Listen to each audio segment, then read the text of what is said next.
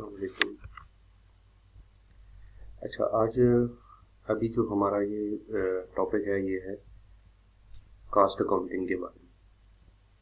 अब कास्ट के जो एलिमेंट्स होते हैं वो हम पहले डिस्कस कर चुके हैं कि एक डायरेक्ट मटेरियल होता है, दूसरा डायरेक्ट लेबर होती है, and third one is FOH। अच्छा, इसको हमने डिफाइन भी किया था कि डायरेक्ट मटेरियल बेसिक जो आपका बेसिक एलिमेंट है या प्राइमरी एलिमेंट है वो किसी भी प्रोडक्शन के अंदर, वो हमारा इसमें डायरेक्ट मटेरियल कहलाता है। इसी तरह से जो हमारी डायरेक्ट लेबर होती है जो कि डायरेक्टली इन्वॉल्व होती है, उसको उसकी स्किल्स यूज हो रही होती हैं और वो फैक्ट्री के अंदर काम कर रही होती है, उसको हम डायरेक्ट लेबर कहते हैं। उनकी वेजेस जो होंगी उनको हम डायरेक्ट लेबर कास्ट के नाम से देखेंगे। फिर थर्ड जो एलिमेंट था वो कास्ट का, यानी कि ये बेसिकली हम एलिमेंट्स ऑफ कास्ट की बात कर रहे हैं, ठीक है। और इसमें जो FOH है ये हमारे पास फैक्ट्री ओवरहेड के नाम से बहुत सारे जो FOH के अगेंस्ट जो है वो हम हेड्स होते हैं, वो अबाउट 1000 हैं जो कि other than direct material and direct labour आते हैं, तो उनको हम FOH के अंदर रखते हैं। यानी कि तमाम छोटे अखराजात के मजमूए को हम FOH के नाम देते हैं। फिर कास्ट अकाउंटिंग साइकिल में जो इसका फर्स्ट स्टेप है जो हमने करना है वो हमारे पास जनरल एंट्रीज हमने बनानी है। तो आज हमारा फर्स्ट पार्ट होगा, ये बेसिकली इनकी तमाम की एंट्रीज होंगी। इसमें 4 एंट्रीज होती हैं, ठीक है। मटेरियल की जो है वो 4 एंट्रीज होंगी। इसी तरह से नंबर ऑफ एंट्रीज में इसकी भी 4 होंगी। फिर इसके अंदर जो है वो ऑलमोस्ट 3 एंट्रीज बनती है। उसकी रिकॉर्डिंग एंट्री होती है, फिर एडजस्टिंग होती है, फिर इस तरह से। तो बहरहाल ये है कि हम इसको जो है वो लेकर चलते हैं। अभी डायरेक्ट मटेरियल को जो है वो हमने फोकस करना है और डायरेक्ट मटेरियल की जो 4 एंट्रीज हैं उनको अभी हमने देखना है, ठीक है। और मटेरियल जब आता है स्टोर के अंदर तो उसकी क्या एंट्री होती है, फिर जब उसको हम इशू कर देते हैं या वापस करते हैं, डिफेक्टिव मटेरियल को वापस भी किया जाता है, और फिर इसी तरह से जब इशू किया जाएगा तो उस वक्त क्या होगा। तो ये सारी जो बेसिक चीज़ें हैं ये हम, क्योंकि हम कास्ट अकाउंटिंग के पहले एक आधा जो है वो कर चुके हैं, उसमें हम ये बात सारी बता चुके हैं कि जो फैक्ट्री है ये एक प्रोसेस का नाम है, यानी कि जब हम इसको देखते हैं। अच्छा, दूसरी बात ये है कि जो हमारा डायरेक्ट मटेरियल और डायरेक्ट लेबर के हवाले से होगा, इनको डायरेक्टली क्योंकि इन्वॉल्व होते हैं तो इनको हम WIP से ज़ाहिर करते हैं, यानी कि वर्क इन प्रोसेस से। इन दोनों को हम वर्क इन प्रोसेस से ही ज़ाहिर करेंगे।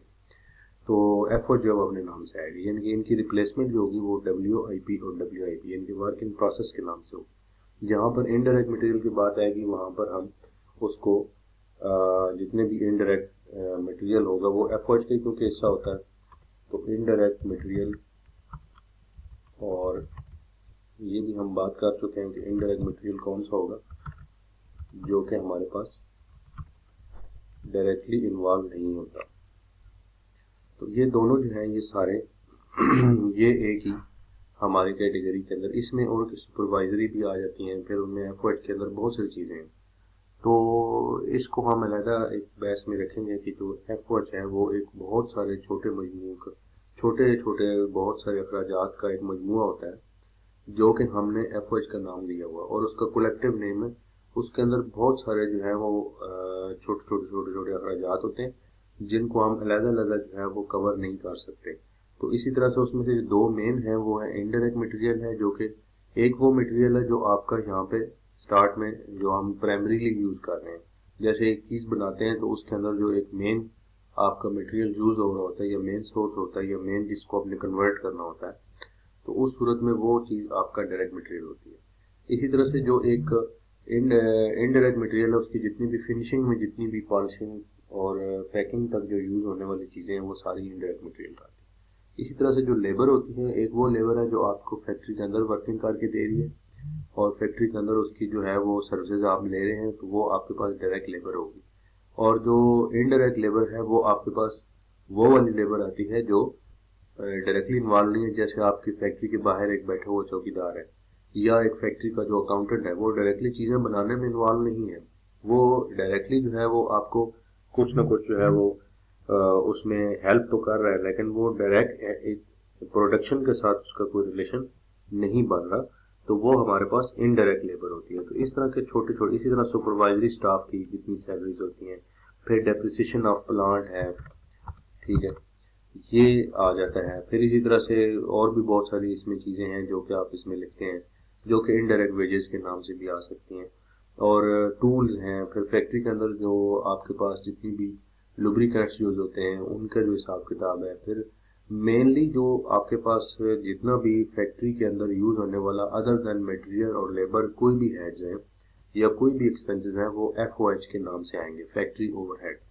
तो इस तरह से हमारे जो एलिमेंट्स हैं वो 3 होते हैं, जो कि डायरेक्ट मटेरियल, डायरेक्ट लेबर और FOH है। तो अब क्योंकि हमने इनकी डायरेक्टली जो है वो अब पहले स्टेप पर हमने कॉस्ट अकाउंटिंग साइकिल जो है, जैसे हम फाइनेंशियल अकाउंटिंग में हम बनाते हैं, और कॉस्ट अकाउंटिंग साइकिल में आपको पता है कि इसमें एक जो है वो हमारे पास जर्नल बनता है, फिर उसके बाद हम इसका लेजर बनाते हैं, फिर इसका ज़ाहिर है कि ट्रायल बैलेंस बनाते हैं, फिर इसी तरह से जो है वो बैलेंस शीट इसकी बनती है, ठीक है जी,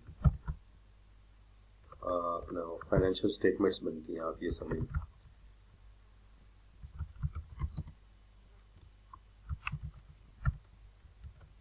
तो ये होता है अकाउंटिंग साइकिल, ठीक है जी। तो अकाउंटिंग साइकिल जो है ये बेसिकली हमारा जो मकसद है वो ये, जब सबसे पहले इसका जर्नल बनेगा, फिर लेजर्स में हम देखेंगे, फिर ट्रायल बैलेंस बनेगा, और जैसे कि फाइनेंशियल अकाउंटिंग की मामलात होते हैं बिल्कुल ऐसे ही मैन्युफैक्चरिंग कंसर्न्स के भी अकाउंटिंग साइकिल जो है वो हमें समझना बहुत ज़रूरी है। तो ये बेसिक से हम लेकर चल रहे हैं और इनके ऊपर जो है वो हमारी बात होगी, ठीक है। तो अभी चलते हैं इसकी एंट्रीज की तरफ।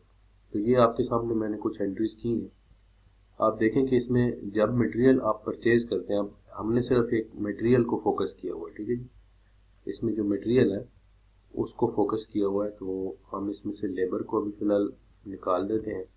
हमारा जो है वो FOH में भी इनडायरेक्ट मटेरियल और ये चीज़ें यूज़ होंगी। आज हमने इसको डिस्कस करना है कि जो इसमें मेन जो मटेरियल होता है उसकी टोटल 4 एंट्रीज होती हैं।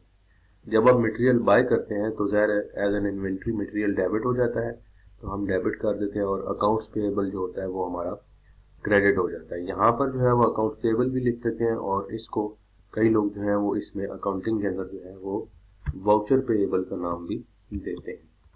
इसको आप इस तरह से भी लिख सकते हैं, अकाउंट्स पेएबल या वाउचर पेएबल भी हो सकता है, राइट जी। तो ये आपके पास यहाँ पर वाउचर पेएबल भी आ सकता है। तो अकाउंट पेएबल हो या वाउचर पेएबल हो, बहरहाल आपकी लायबिलिटी जनरेट हो रही है इसके अंदर। तो मटेरियल डेबिट और वाउचर पेएबल जो है वो क्रेडिट होता है, जो कि आपका इसके अंदर डेबिट और क्रेडिट में आगे कॉलम हमने बनाए हैं। ये जनरल का फॉर्मेट है, ये बेसिक चीज़ें होती हैं जो आपको पता है। इसी तरह से हमारे पास जो सेकंड एंट्री होती है, अगर इन केस कि आप उसको मटेरियल रिटर्न टू सप्लायर करते हैं।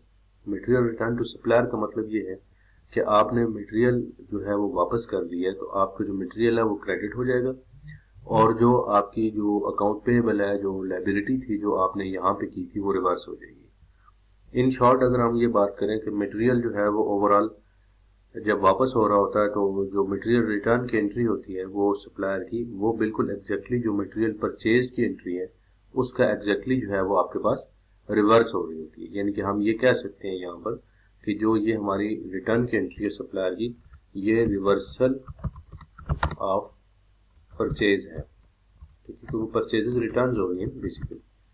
तो ये बेसिकली यहाँ पर आपने नोट करना है कि ये चीज़ इसमें आ जाएगी। इस तरह से आप देख सकते हैं कि इसको हमने लिखा है, तो ये आपके पास आ गई। अब अकाउंट पेएबल मटेरियल क्रेडिट हो गया और अकाउंट पेएबल डेबिट हो गया, तो ये एक एंट्री बनेगी। इसी तरह से आपके पास जो है वो अब नेक्स्ट जो है वो आ रही है मटेरियल इशू कब होगा। अब मटेरियल जब इशू करना है आपने, तो उस सूरत में आपका जो वर्क इन प्रोसेस है वो डेबिट होगा। ये डायरेक्ट मटेरियल के लिए लिखा है। अगर हम इसको यहाँ पर ब्रैकेट में DM के साथ कर दें तो और ज़्यादा बेहतर हो जाएगा कि ये आपके पास, क्योंकि डायरेक्ट मटेरियल को हमने कहा था कि वर्क इन प्रोसेस का क्योंकि डायरेक्टली हिस्सा होता है, और इसको हम वर्क इन प्रोसेस से जाहिर करते हैं WIPC, तो ये डेबिट हो जाएगा। और फैक्ट्री ओवरहेड जो है ये इनडायरेक्ट मटेरियल के लिए हम लिख रहे हैं, जो कि इनडायरेक्ट मटेरियल है, इसको हमने इनडायरेक्ट मटेरियल नहीं लिखना बल्कि इसका एक कॉमन नेम है हमारा फैक्ट्री ओवरहेड, तो ये दोनों डेबिट हो जाएंगे। अब मटेरियल जो है वो जब खरीदा जाता है उस वक्त बाइफर्केशन नहीं थी, ये भी आप नोट करें कि जब मटेरियल आपने बाय किया था उस वक्त बाइफर्केशन नहीं थी कि ये मटेरियल डायरेक्ट था या इनडायरेक्ट, तो आपने जस्ट मटेरियल लिखा था। यहाँ पर भी आप जब क्रेडिट कर रहे हैं तो कलेक्टिवली आप क्रेडिट कर देंगे कि आपकी अमाउंट इतनी है, क्योंकि स्टोर वाले के साथ ये कंसर्न नहीं है कि वो डायरेक्ट मटेरियल। जब आप इसको डायरेक्ट इंडायरेक्ट कैटेगरी तब करेंगे जब आपके इशू के वक्त आएगा। तो मटेरियल इशू टू फैक्ट्री के टाइम आपने ये डिसाइड करना है कि कौन सा आइटम आपके डायरेक्ट वाले में है और कौन से जो है वो कितना पोर्शन आपका इनडायरेक्ट से जा रहा है। ठीक है, इसमें इनडायरेक्ट में जो है वो बहुत सारी और भी चीज़ें आ जाती हैं जैसे आपको बताया, लेकिन अभी फिलहाल जो है वो मटेरियल का जो इनडायरेक्ट पोर्शन है उसको एफओएच के अंदर डाल देंगे। फिर इसी तरह से जब आपका ये मटेरियल अगर इन केस के अनयूज्ड होता है और वो वापस आ जाता है, ठीक है, फॉर अनयूज्ड या अनयूज्ड जो है मटेरियल, ये आपके पास अगर वापस आ जाता है तो इस सूरत में आपने फैक्ट्री से, क्योंकि आप वापस ले रहे हैं, तो फिर आप मटेरियल डेबिट हो जाएगा आपका। और जो वर्क इन प्रोसेस है, क्योंकि आमतौर पर जो इनडायरेक्ट मटेरियल है वो कंज्यूमेबल होते हैं और वो अगर आ जाए वापस तो ठीक है, लेकिन आमतौर पे क्योंकि जनरली ये वापस नहीं होता तो आपने फिर वो एंट्री टू एंट्री की वेरी करता है, आपको देखना पड़ेगा तो उसमें क्या पोजीशन आ रही है। लेकिन ज़्यादातर जो है वो हम ये समझते हैं कि जो मटेरियल है डायरेक्ट मटेरियल का पार्ट है वो ही वापस आएगा। तो अब आप इस वजह से वर्क इन, इसी की जो एंट्री है वर्क इन प्रोसेस के साथ मटेरियल डेबिट और वर्क इन प्रोसेस क्रेडिट, तो कलेक्टिवली जो है वो हमारे पास मटेरियल के रिलेटेड 4 एंट्रीज होती हैं। ठीक है, इसमें नंबर 1 जो है वो आपके मटेरियल डेबिट और अकाउंट पेएबल क्रेडिट होती है या वाउचर पेएबल। इस तरह से फिर जब रिटर्न हो जाता है तो वाउचर पेएबल टू मटेरियल हो जाता है। इसी तरह जब इशू किया जाता है तो मटेरियल क्रेडिट करके आपने बाय पार्ट जो कि वर्क इन प्रोसेस में डाल देते हैं, डायरेक्ट मटेरियल का पार्ट है, और जो इनडायरेक्ट मटेरियल उसको एफर्ट्स में डाल देते हैं। और इसी तरह से जो जब मटेरियल रिटर्न फ्रॉम फैक्ट्री हो जाता है टू स्टोर रूम, तो उस सूरत में हम इसको मटेरियल डेबिट और वर्क इन प्रोसेस को क्रेडिट, ये भी हम समझते हैं कि ये जो है ये बेसिकली रिवर्स एंट्री, ठीक है, reverse entry for material issued है। तो इसको भी आप ध्यान में रखें कि ये हमारे पास जो है वो reverse entry for material issued होती है। तो ये आज का हमारा टॉपिक था जो हमने करना है, और इस तरह से एक सीरीज जो है वो कॉस्ट अकाउंटिंग साइकिल के ऊपर भी हम लेकर आ रहे हैं। तो आप इंशाल्लाह ये देखें, फॉलो करें और इस चैनल को सब्सक्राइब करें ताकि ये आगे जो है वो शेयरिंग हो।